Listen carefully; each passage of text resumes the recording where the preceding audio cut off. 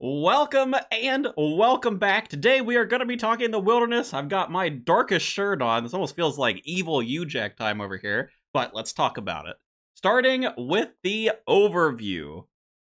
Here is the map of the wilderness. This area is relatively small, which is almost a plus because it's not the easiest thing to get around. You can't use a lot of like standard teleports to come out here. We do have some on some of the different spell books, which you may be able to build in your house.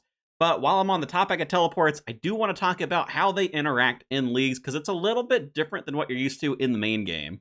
Now, normally, you've got like your standard spread where you can use them below level 20 wilderness. Then you've got maybe the fancier things you can use up to level 30, and then you have like no teleport options past level 30 while you're in the wilderness. Well, this changes a little bit in leagues. All of the items you're used to, those typically follow the classic wilderness rules. So if you're used to using like a teleport tab at level 20 wilderness, that's going to be the same. If you were a poor soul and you took Candrid and the wilderness, I don't know what you're doing, but if you've got that seed pod, that'll be useful up to level 30. But the league specific teleports don't tend to follow these rules, so you're able to use them in the deep levels of the wilderness. This is especially true for things like Fairy's Flight I had last year, along with Total Recall when I did take the wilderness. Both of those work fantastic because you can just save your spot using Total Recall, and then teleport away using your Fairy's Flight, go to like Xanderus, do whatever, bank, and then recall back. All of that is going to work, so I expect it's going to work that way as well this year. Now, I also know the wilderness gets a bad rap for PvP. This is also different in leagues. It is enabled, so yes, people are able to attack you, but because everybody is an Iron Man, they make it so you don't lose items. So the only thing you're going to be fighting over is either some dude who's having a fun time, like Skritic, ragging you at early levels, or, someone who wants your rev spot. It doesn't make it not annoying. Don't get me wrong, it's definitely annoying because you have to come back here, especially before you have some of those league-specific teleports. But at least you don't lose your items. Now, one thing I wanted to call out what I've got here, make sure to disable this setting here. Food and potions can form supply piles on death. You may want to turn this back on when you're going to go farm Corporeal Beast, which we'll talk a little bit about in the boss section later. But you don't want to get griefed for your supplies, especially if you're running around here early on and you don't have a lot of food on you or a lot of potions. So if you uncheck this, all of this stuff is going to stay with you. Otherwise, it's going to drop on the ground and have like a 3-minute timer in the wilderness, which is just a pain in the butt. So definitely go into the settings if you're taking the wilderness and just uncheck this thing. Now, on the shop side, the wilderness is kind of barren. It's devoid of people, so it's not surprising that there's not going to be a lot of shops. There are two that I wanted to call out. We got the Bandit Camp. This guy is going to buy items at the high alch price. Now, I know high alchemy is pretty easy to get to in leagues, and we may have a relic that does it for you. But if you don't, or maybe don't want to bother with the alching side of things, this shop can be really useful for that. We've also got the Rune Shop. Now, since we're starting in Barlamore, it's also probably not that big of a deal for you, but having all of these runes in the Mage Arena shop, it is nice. You get Cosmic, Nature, and Laws all together. You don't have to go to like multiple different shops like you would in Barlamore to get all three of these. Now, one of the strengths of the wilderness are actually the resource nodes. Now, we do have the wilderness resource area. It's nice because you get a lot of these high level nodes all together. So you get like Runite Rocks, Magic Trees, Yew Trees. You also have Dark Crabs in there. Dark Crabs take 85 fishing, but it is a really good AFK method. And there is an NPC in the resource area that lets you note things too. So if you don't have something like Banker's Note, this might be a good way for you to build up a lot of supplies. Now, probably the nicest thing in the wilderness is going to be the Black Chins. These take 73 Hunter and are most likely going to be your best hunting method, especially if we get some sort of like hunting related relic where chins are doubled or they're attracted more often or whatever. And we also have the benefit of getting +1 trap active in the wilderness. That's just a passive of the wilderness, so it's going to help you scale up a little bit faster. I did also want to put Black Salamanders here because you get to those a little bit earlier. There are net traps kind of out towards the green dragons on the east side of the wilderness. Those can kind of help get your hunter up a little bit faster, get yourself to Black Chins that much sooner. On the skilling activities side, up in the top left over there, you're going to start seeing a bunch of blighted supplies whenever you do anything in the wilderness. This is true with skilling activities. This is true with killing bosses, killing mobs, all of that stuff. They're going to drop things like, if you don't have a looting bag, you're going to get that. and then you're going to get blighted food and blighted potions. So anything that you do in the wilderness is more or less taken care of from a supply standpoint. But for the skilling activities, we do have the Abyss here. Now, this is assuming that we get the mini quest auto-completed so we can actually access it, because normally you'd have to go to Varrock for that. Since Misthalyn's on fire, I anticipate we will have access to this, but keep in mind the ruin altars that are in this little circle here, they're still locked behind whatever areas they belong to, so this by itself is not that strong of a rune crafting thing, though we do also get access to Chaos runes, because we pick up the Chaos altar here out in the wilderness. That is 35 rune crafting, so it's not like nothing available here, but the Abyss is more so if you have rune crafting altars in other areas, this may be the best way for you to train it, depending. I'm going to circle back to that because it does depend a little bit on whether or not we have Edgefill. Next up on the skilling activities list, we get the Rogue's Castle chest. This takes 84 thieving. Now, something that you're going to hear a lot, the wilderness has had a ton of bot activity over the years, and so there are a lot of additional requirements that have been added to a lot of these different activities to make them just a little bit harder for people to farm it. Sadly, this is one of those. Loot from these chests are enabled after you complete the medium diary. I'm hoping that we will have those types of requirements removed for the league, but we may not. Now, 84 thieving is already pretty up there, so by the time you have the thieving level for it, you can probably go and do the medium diary, but I'll talk about that a little bit later. This chest does give good supplies of things like diamonds, ore, blighted food, runes. It's all stackable too, so you can just stay out here for hours upon hours if you want to stack the stuff that comes from these chests. And it's also a great source of hard clues, debatably the best source of hard clues in the game, especially if you get the Ring of Wealth Eye, which you're going to have access to in the wilderness, so keep that in mind if you're a clue farmer. Next up, we have got the Wilderness Agility course, these little tickets here. Now, this one, you do get the tickets, you get the XP without having to pay. If you pay a fee, you will also start getting blighted supplies, alkables, and it's also an okay source of medium clues. Probably not the best, but I mean, if you're going to be doing these laps, maybe you're trying to build up some cash, and we have stackable clues, it might be a good option for you. Now, this is one place where you might get griefed a little bit if people are mean, because you do lose the cash that you pay if you leave the arena or die. You're not losing your stuff, it's just a pain in the butt. Now, the bright side is if you come back and you pay in to get this stuff, the little dispenser will automatically give you a looting bag, so if you've lost your looting bag, this is an easy way to replace it. But we'll have to see how mean people are. I haven't really had problems myself out in the wilderness for the most part, but I think maybe, the first couple of days, I could see some people trying to rag you out here just to be annoying. Moving on from that, we do have the Chaos Altar for Bones as well. This one, this is basically like the best prayer training method in the game. Has a chance to save bones, and it gives you a really high XP conversion rate. This is going to be better than the Varlamore training method. Yeah, you can get killed, but again, since you're not losing your stuff, the only annoyance is having to get back out here, so I don't think people are really going to be messing with you while you're at this altar. Now, the other big thing in the wilderness would be Krystelia for her Slayer assignments. These give Laren's keys, and that gives more supplies, something that you'll hear a lot in the wilderness. Just everything gives a lot of supplies and a lot of GP. Now, the problem with Krystelia, and why I wanted to come back to Edgeville, is normally she lives in Edgeville. Edgeville is a part of Misthalyn, and Misthalyn's on fire. So what does that mean for us here? I will be shocked if they do not give us access to Krystelia and Laren's keys. So I think she's either going to be moved, maybe to like Yama's Lair, or maybe to like the Ferox Enclave, or what I'm starting to kind of wrap my head around is I think they're going to give us Edgeville with the wilderness. I know it's a part of Misthalyn, so maybe that doesn't feel quite right, but the thing is, you have Krystelia, you have the diary NPC, you have another NPC that you can interact with for ecumenical keys, you have another NPC that you can get like Scold from, trade in emblems to. So there's a lot of important wilderness NPCs in Edgeville, not to mention the Edgeville dungeon, which lets you access kind of like the underground wilderness area and get to the air obelisk. So I think all of that together, it's kind of pointing me towards, I think they give us at least part of Edgeville with the wilderness, but we'll have to see what they do. It would be heartbreaking if they didn't give us Cristelia, and honestly, that would make the wilderness significantly worse, I think. And we'll talk a little bit more about why later. Some other notable stuff in the wilderness to keep track of. I already talked about the looting bag, basically a second inventory. That can be especially nice early on before we have, fancy relics that let you like bank anywhere or turn stuff noted or whatever. So that's going to be really good. We've also got the Fountain of Ruin, and this gives infinite runes, but no XP.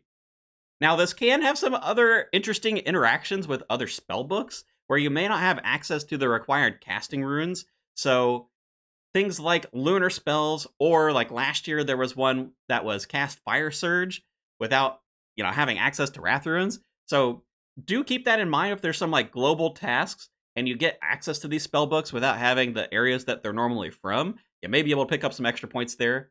And then, of course, in Ferox Enclave, we get ourselves the pool that's going to heal you. That's also going to be really helpful early before you have a lot of supplies built up. So you can teleport to Ferox Enclave through a Ring of Dueling. Very easy to pick up. Heal yourself. Go back to whatever you're doing. And of course, there is also the Mage Training Arena stuff. I know this is like kind of a boss, kind of a mob. I don't know. It is a little bit of a weird one, so I just kind of stuck it here. But you are going to get the upgraded Mage Arena Cape, which is going to be nice for magic. Moving on, we've got the mobs and the bosses. Next up, we have the mobs and the bosses. Like with the skilling activities, you're going to be getting a lot of blighted supplies, so that one sticks up there in the corner for us. We're also picking up a bunch of different dragons. Now, the important ones for you are probably going to be things like green dragons, because they're easy to kill, or lava dragons, because you can bury the bones on Lava Dragon Isle, get yourself a lot of prayer levels that way. We are also getting access to the Wilderness Slayer Cave. This is going to have a higher chance of Laren keys on task if we get that. I think we will. Lots of good higher level Slayer creatures as well. Good for bursting because it's multi down there. Abyssal Demons if you want a whip, which we may not have access to innately because we're starting in Barlamore. We've got the Wilderness God Wars dungeon, which has some creatures down there. Now, those in general aren't great, but you can get Dragon Boots from the Spiritual Mages, which again are 83 Slayer. And you also have ecumenical keys. I feel like everything in the wilderness has an asterisk on it, dude. Ecumenical keys used to be alchable, and they were like 61k for an alch, so it was actually really, really good money. You could still make money from them, but you have to trade them into an NPC that normally lives in Edgeville after you've completed the Hard Diary. Again, one of those anti-botting measures, so I hope we see that type of stuff removed for leagues.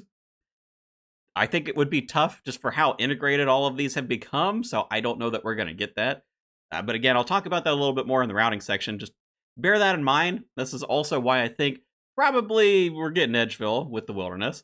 We, of course, have Zombie Pirates as well. These are going to be really good. Alchables, Blighted Supplies. Another little asterisk, they actually are like significantly better once you've completed the Medium Diary, because if you go to these without that, you're probably not getting any drops, or at least very, very few of them. This tab is the worst for diary requirements, man. It's bad. Then, of course, we have the Rev Caves. The Rev Caves are going to be good for Blighted Supplies, Alchables, Skilling Supplies, and, of course, the Rev weapons that everybody's familiar with. These are really strong in the wilderness itself. You do get some benefits for completing the diaries, but you don't actually need to do that for the Rev Caves while we're in leagues. I don't think you're going to care about things like the teleport delay, because you're probably not going to get jumped all that often. Now, I will say this is the one area where I've probably been jumped the most in the wilderness. And when I say the most, I'm talking like 4 times last league, so it's not a lot. But you can sometimes get people being a little touchy about the rev spots. Sure. So just be aware of that when you're farming them. Now we are moving on to the bosses. So for the wilderness, all of these are generally like incredibly easy outside of maybe the corporeal beast. And I wouldn't say that boss is necessarily hard, but he does have a lot of health and his drops are quite rare. So I know that can be a pain point for people out here. But also keep in mind, most of these bosses aren't instanced. So if we get something like Total Recall or Last Recall like we've had in the past couple of years, it's extremely powerful in the wilderness because you can just save your spot like right next to these bosses and just spam that out for specs or for health or whatever it is that you need. So that can be really good for farming all of this stuff out. Makes it very, very simple, very, very quick. And another thing with these, the big three over here in the corner, Bedion, Callisto, Venanatus, they can be done in a large group, up to 10 people. Even if you're Iron Man, 10 people will get drops. Well, the top 10 damage dealers, so yeah, you probably go in a group of 10, but I mean, shoot, even a mass world, yeah, maybe you can make it work. Do be careful of people just randomly hitting you with things, especially if there's a lot of AoE in there. It might be kind of easy to just get specced out and die. I'm thinking like the Coppish Blade, which we got last year from this region. That could be a little rough for you. Now, the other thing to keep in mind with these asterisks are killing me, dude. There is a medium diary requirement in order to fight these bosses. That being Bedion, Callisto, Venanatus. Kind of a pain in the butt. You can also do it if you get a boss-specific task. So you can't do this if you got like a skeleton task, you can't get into Bedion. But if you get a Bedion task, then you can go. I know it's a little bit painful, but since I've talked now about all these different medium diary requirements, I do want to take a second to talk about the medium diary itself. The requirements, at worst, they're in like the low 60s for skills. There are a couple of requirements that would require you to have other areas, so like Edgeville or the Fremnik area. What I think they're going to do is they're going to remove either all of the medium diary requirements, which I think is a little unlikely, or more realistically, I think they're going to auto-complete all of the like external wilderness-related tasks so that you can do the medium diary relatively soon. Is a bit of a bummer because I think the wilderness is a really strong early area, but all of these medium diary requirements do kind of add a layer of, I don't know, like slow down, a little bit of pain to kind of get to this stuff. Doing the diaries, it's not hard. It's just, one more thing that you have to track. Getting like 60 wood cutting. What else is in there? Like 60 mining might be in there, something like that. So is it difficult? No, for a league, because you have a lot of XP on there. But if you take the wilderness, do you really want to be skilling in order to like do this stuff? Probably not. But again, we'll talk about it a little bit more in the routing section. Now, last year we got Echo KBD. I did like this fight. And the rewards for it were the Coppish Blade, which was really strong melee, basically on par with something like the Salad Blade that you'd get, but it also had an AoE lightning special and passive, so that was a really cool effect. We also got the 1000 Dragon Ward. Got 3 little KBD heads over here in a circle. First time I'm noticing that, actually. And this thing basically made you immune to everything and was a best in slot offhand for you. Now, I don't hate these rewards. As you probably know from like the Fremnik video, I'm not a huge fan of stat sticks, so things like this shield being best in slot everything, not my favorite, but it's not quite as egregious as like the Fremnik ring and necklace that we got last year. This also giving you immunity makes it interesting. I do think it's a little bit of a shame that it devalues the spirit shields, which are like a big part of the wilderness coming from the corporeal beast. We also had the Coppish Blade, and again, I think the Coppish Blade was done really well. But we've seen it a lot in the last couple of game modes. We got it in Gridmaster, we got it in DMM. Are we going to get it again? I don't know. I don't, like they could. It is really popular. There's a good chance that this is going to be one that they trade out. So what I will say, what I would love to see for the wilderness, it could be the same Echo boss. I don't mind having Echo KBD, but I would love to see Echo Corporeal Beast and have it kind of speed up the fight. Make it easier to farm this one out, since this is kind of like the big pain point that people tend to have with the wilderness. And what I would love to see for rewards is something related to the spirit shields, maybe taking some of their effects. That way you don't actually have to go and farm out like an Elysian spirit shield. You just get an Echo version of it, which has, maybe just like a slightly boosted stat, slightly boosted effect to it. But that would be really, really cool and also quite powerful. And then I would also love to see Revenants get their weapons usable everywhere outside of the wilderness. Now, I know some folks think that's going to be really, really powerful. Granted, it is. These things, they get what? Like a 30% boost while they're in the wilderness. So a 30% boost on a tier 70 weapon anywhere probably is going to be really strong. They could tweak that back, honestly, even if it's like a 50% buff or maybe like a 20% buff outside the wilderness. Would that make it good enough? And keep in mind, that would mean you've got a weapon for each style. So suddenly the wilderness looks attractive to anyone as a support region. But again, we'll talk about that in the routing section. But these are my hopes for the Wilderness. This is what I want to see.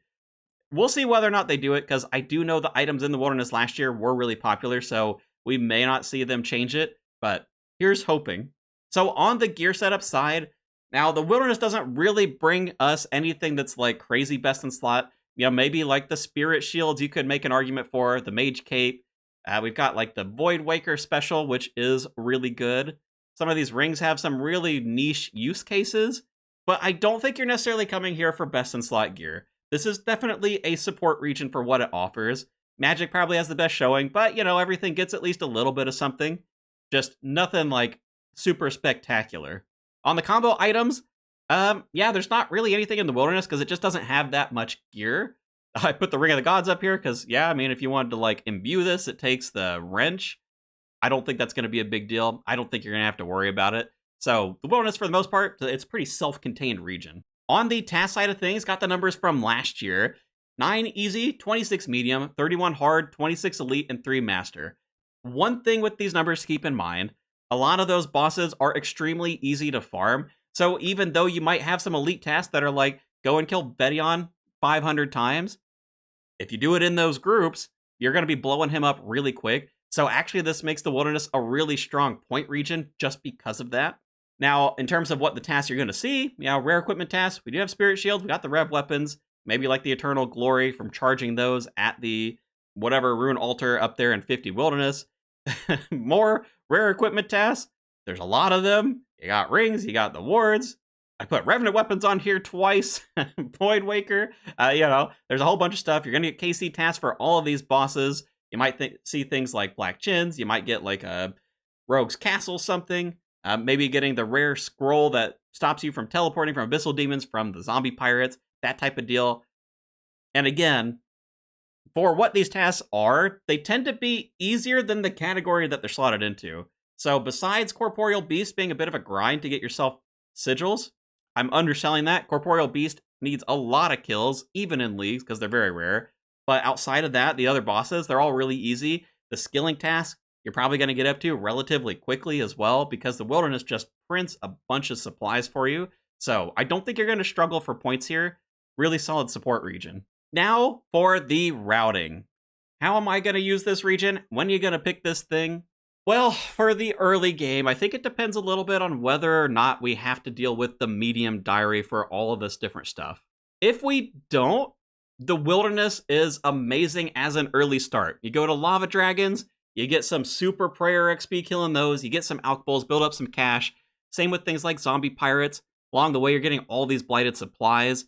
Because it's printing cash everywhere, you're going to be able to do things like the Wilderness Agility course. If you need even more cash, you can get into revs super early. Even the low-level revs are going to be really good to kill. You've also got the Wilderness Altar if you really want to teleport your prayer up to those higher levels. So I do really like this as a first region if there's no diary. Also, keep in mind, assuming we get Krystelia, you can do Wilderness Slayer, get those Laren keys, start building up more supplies, maybe get some Revenant tasks, and make those weapons easier to get. And you may also consider farming out the Crazy Archaeologist if you want to rune Crossbow early. That can be something really easy to pick up. He's super, super easy to take down with magic, and the rune Crossbows are only like a 1 in 32 or something like that, so you're probably going to get to him really soon. Now, if we do have to deal with a diary, yeah, I mean, you still can. I'd probably still take this as an early region. The diary makes me kind of lean back a little bit like, I don't know, maybe I take it second. The Recs aren't that high, but it would definitely feel worse having to contend with the Wilderness Diary in order to like fully use the area. So we'll have to see on it. In the mid game, your biggest goal is going to be farming the Revenants. Now we should, hopefully, I pray, have Krystelia for Wilderness Slayer, get a Revenant task, get skulled up, and go hunting the revs. You're not going to lose your stuff, and having a skull, having a task, that greatly increases the drop rate for the rare items from Revenants. Just as an example, Revenant Orcs, the base drop rate for a weapon is 1 out of 29k. With a skull and a task, this goes down to 1 out of 3.2k. So it's like 10 times more common. And then we will also have the league's drop rate multipliers on top of this. So you're probably talking in the realm of like 1 in 500 to 1 in 1,000 from the Revenant Orcs, which I think a lot of people are going to be able to kill pretty quickly. Some of the higher tier are going to have better drop rates, like the Revenant Knight or the Revenant Dragon, but they may be a little bit tough for you to take down in the mid game. But it is definitely worth getting these weapons as early as you can because they're going to be really, really powerful in the wilderness, and we can upgrade them from the other bosses that we're going to be fighting, so making them even stronger. Plus, if the Echo does end up following my hopes and dreams and let these rev weapons go everywhere, then man, these are going to be extremely good for you for all of the regions that you're working with for all styles. Now, while you are farming these out in the mid game, you are looking for an Amulet of Avarice. This gives you an automatic skull, and it's also going to note pretty much all of your drops that you're getting from Revenant, so it's going to make it really easy to just sit out here and farm.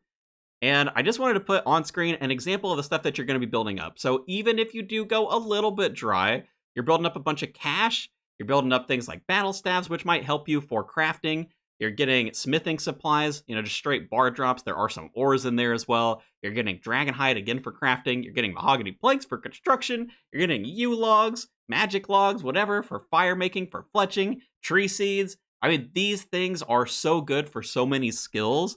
It is definitely worth just spending some time farming these out here because that's going to translate to a lot of other kind of like general tasks that you're going to run into during the league. And of course, once you do have those weapons, you're now looking to farm these 3 bosses because these are the ones that give you those upgrades for them. And it might be nice to go for the Voidwaker. I don't think you absolutely need to farm that out, but it is a good spec weapon, so if you're going for a special build, maybe you'll want to pick that up as well. And of course, because all of the bosses are easy, mid-game is a great time to just go and kind of knock out basically everything. You're working on Slayer, so you're going to get some of those Slayer creatures down, do the Mage Arena 2, whatever, get your cape, take out all of these different wilderness bosses, get all of their related tasks. If there's any gear that you want from them, you can farm them out here. That is one of the benefits for the wilderness. Everything is really, really easy. So you're not spending a ton of time out here. We'll come back to that, though, in the pros and cons. Now, this is also probably the time where you're going for the Echo bosses. Echo King Black Dragon, it was maybe a little tough, but you could get it down in the mid-game. It wasn't, crazy overwhelming, and the boost that you got from those items were really, really impressive. Likewise, for something like the Corporeal Beast, I think you'll be able to get it down in the mid-game. There's maybe a method with magic between using the Accursed Scepter and the Eye of Iac for taking that down that might make it easier. So for Corporeal Beast, you may want to come back towards the end game instead, but you can probably do it in the mid game, and especially if it's one of the lower requirement for echoes. Sometimes it'll be you have to kill it 10 times, 25 times. It'll really depend on the difficulty here, but I think kind of like how we had for the King Black Dragon, the items that you're going to get from here, it would be a really, really powerful boost for you to pick up now if you can.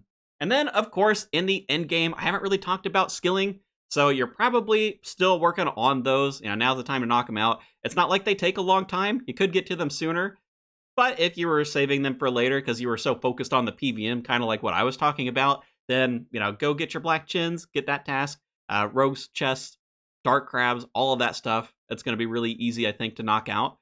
And, of course, you have the Corporeal Beast. Honestly, if they don't do anything with the Corporeal Beast, if you don't want to farm it, I don't think you have to. Get 1 KC, get 50 KC, whatever those kind of low-hanging fruit tasks are.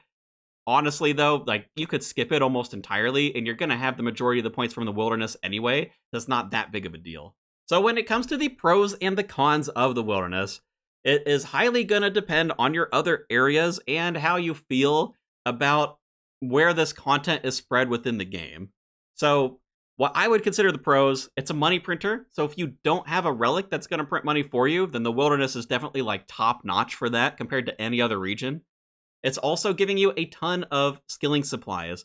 So if you're struggling on a solve for one of these skills, it's there for you. I also really, really, really like that it gives blighted supplies, so it makes farming all of the wilderness bosses early on a lot easier because you're not having to contend with things like trying to find prayer potions, trying to find food. Literally everything you kill is just giving you that for free. I'll also give an honorable mention on the pro side to both hard clues and medium clue farming. Probably more so for the hard clues, but hey, you know what? If you can train agility and get yourself a stack of medium clues, that may not be a bad trade for yourself. Now, on the con side, and again, this is if you call it a con, there is not really an end game here. Like, most of what you're doing is early mid game. Now, this is why I consider the Wilderness a support region. It's not offering you best in slot gear. It doesn't really have a lot of end game. But in truth, I don't think that you're going to want to have like a ton of end game heavy areas. You know, if you pick 3 raid areas, I know there's a couple of you out there. It's a lot of farming to do. And yeah, if you have a group of buddies already, maybe that's not a big deal for you. But, you know, if you're like just casually going through leagues, you're probably going to want an area that's lighter. And I know a lot of folks like Kandrin for that reason. I hate the TAS in Kandrin, but I love the TAS in Wilderness. And I think it does a much better job of supporting you in terms of like generating gold and generating skilling supplies that can be used through just like, you know, the standard ways that you would train skills. Now, the Corporeal Beast grind, that tends to be a con for people, you know, trying to spec down his stats and then farm him out, kind of annoying. If you're in like the end-to-end game of leagues, you probably can't take him down without having to deal a lot with, you know, specking his stacks down. Like I mentioned before, there may be a new method where magic, where this is actually like a fairly easy takedown for you. But yeah, the items are rare. Corporeal Beast has a ton of health. So it is time consuming if you do want to farm it out. But again, it is such a small percentage of points. I think even if you were going for Rune and Dragon Cup and you skipped this entirely, you would still get there. It really wouldn't be that big of a deal for you. Now, yes, the diary requirement hurts this region. And you can also go dry when it comes to Revenants. Because, you know, unless we get something like dupe protection, you can't control which weapon you're going to get as a drop. I know there's some folks who have gone like thousands of kills dry at Revs. Make sure you're always on Slayer task. Make sure you've always got a skull. This region especially benefits if we have like a Slayer relic. So that way you can choose your tasks. It's going to be huge for this one. If not, I mean, you can still farm out Revs. They're not going to be overly difficult, but you may end up being there for a while, which I know can be a drag for some folks. Now, which order would I take this in? I really think that the Wilderness has a strong first pick presence. Again, that medium diary hurts it a little bit. You're going to feel that pain, but I think regardless of where that lands, the Wilderness does perform quite well as a first choice. Maybe you want to have like the Wilderness and Mauritania. You're probably not taking Mauritania first. Well, go to the Wilderness. You can train up your Slayer. You do all these bosses, kind of get yourself set up on the supply side, help you with those skills, and then transition into those later regions that you work with to have raids. That said, I don't think it's a bad pickup as like a second or third region either. It's probably less important as a third region, but keep in mind the later that you're choosing the Wilderness, the easier it is to just absolutely blow through all of the content. So I still like the choice even later. You know, Wilderness, while I don't necessarily put it high on a tier list, because I do think, you know, it lacks the best in slot type of stuff here. But man, as a support region, I think it's like the top tier support region. I do think it's a really, really solid pick. And for myself, it almost always ends up in my rotation somewhere, because I'm the type of person, I don't want to take 3 raid regions. I don't want to do that much farming at the raids, at these like super in-game PVM bosses. So having an easy region like this, yeah, definitely I like to slot that in as my region choice. But that is all I've got for you for the Wilderness. What do you think? Are you sold on it? Do you want to go there? I am going to be covering all the reveals. Still have a couple of areas left to go, so make sure to subscribe if you want to see those. And these slides are going to be available in my Discord, which is linked in the description as well. So if you want these on your side monitor while you're running around in the Wilderness, having a good time, come on, you're going to have a good time. Pick it. Pick the Wilderness. Those are going to be available for you there. Otherwise, thanks for watching, and I will catch you in the next one.